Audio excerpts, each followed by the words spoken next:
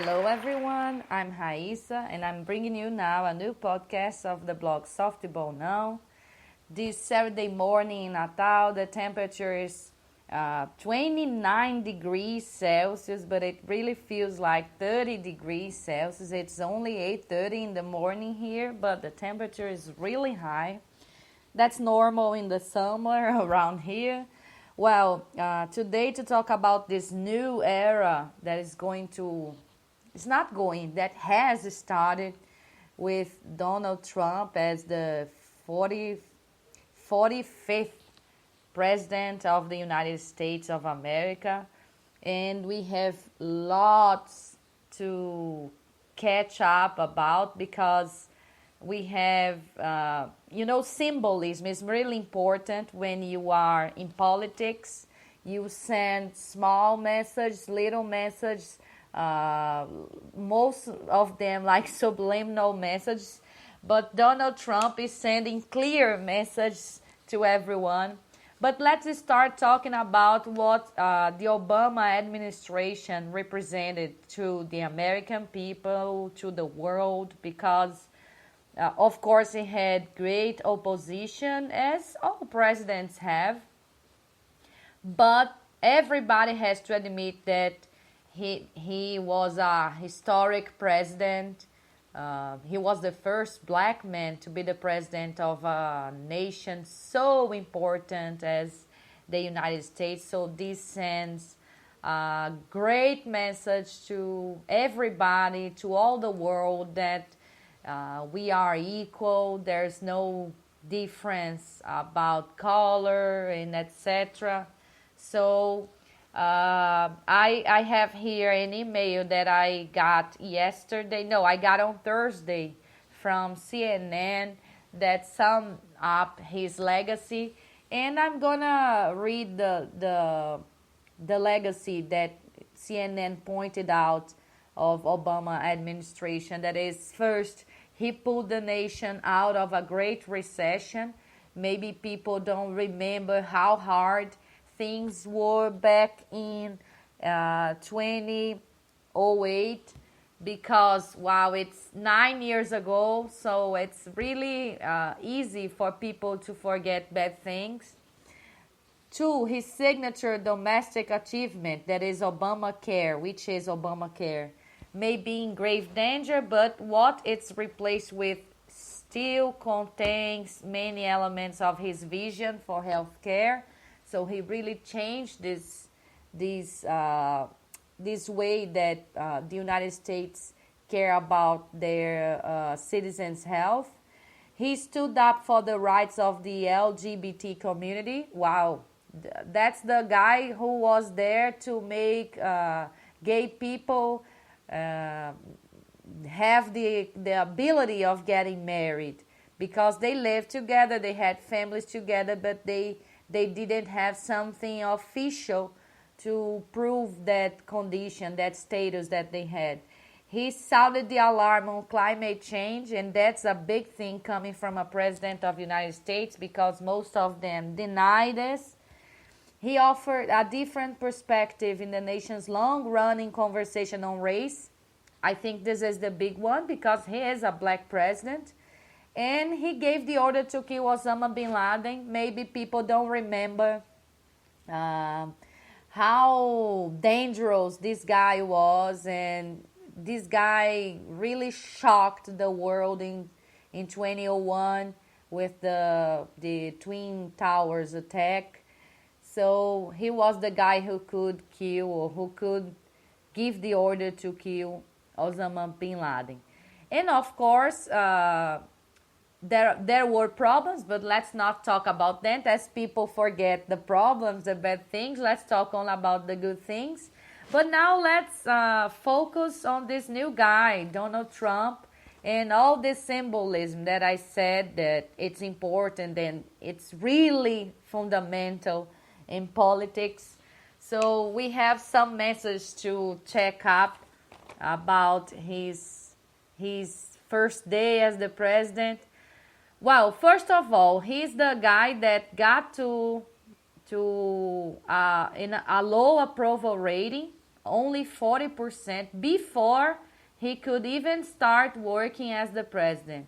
So this represents maybe all the disappointment of the American nation with this guy, because he could never forget about being the candidate. He keeps his attitude as a candidate. So every day we open the Twitter account and then we see a bad tweet from the President of the United States. But he keeps his attitude as a candidate. So he's always taking on an actress, as he did with Meryl Streep a few weeks ago.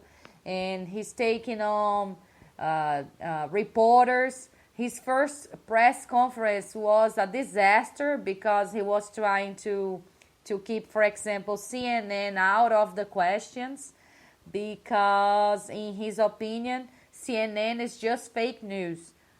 Wow, it's really shocking. Every day we got a new shock from Donald Trump. And when we saw, for example, his wife all dressed up like Jack Kennedy, so we see that all the message that Donald Trump is sending to the nation and to the world is that he's trying to hold for the past. He's trying to get all this society, all these needs that we have in the 21st century. He wants to take us all back to the 60s, to the 1960s. And I don't know, maybe life was very good back then. I was not born back then. And I see people talking about how pure and innocent, how naive things were back then. But we have to deal with reality. We can't live stuck in the past. But for me, that is what Donald Trump represents, because he's sending all these messages about we are going back somehow. Even with his motto like "Make America Great Again," it's like again, once more. It happened before, and now we're going back to this before time. We're going back to the past. So it's really devotion to the past, in my opinion. And we have all these little messages through this first day of his term.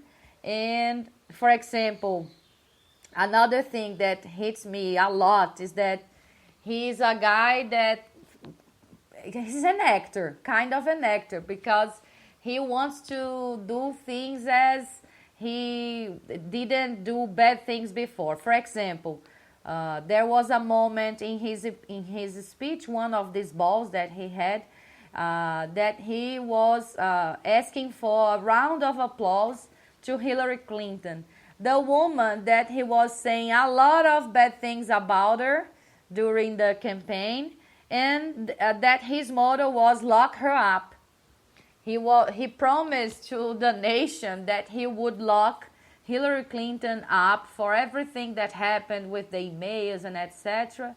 And then yesterday he was asking all the audience at one of these balls that he had to attend to give her a round of applause. And then he forgot his promise about locking Hillary Clinton up. And it's, it's just one of the BS, let's say like this, that Donald Trump is full of. And another message, and this is really important, the moment that he became the president officially, he got to start his term, the White House website just removed the pages with reference about climate change, with the rights of the LGBT community, and with reference about the health plan, Obamacare, and etc. So what's the message that this guy is really sending the world is that he doesn't like these topics. He's going to change everything that has been done so far, and that he really wants to go to the past where these things were nothing to the nation. So people thought that LGBT communities, they didn't exist, that climate change was just a fantasy that scientists created.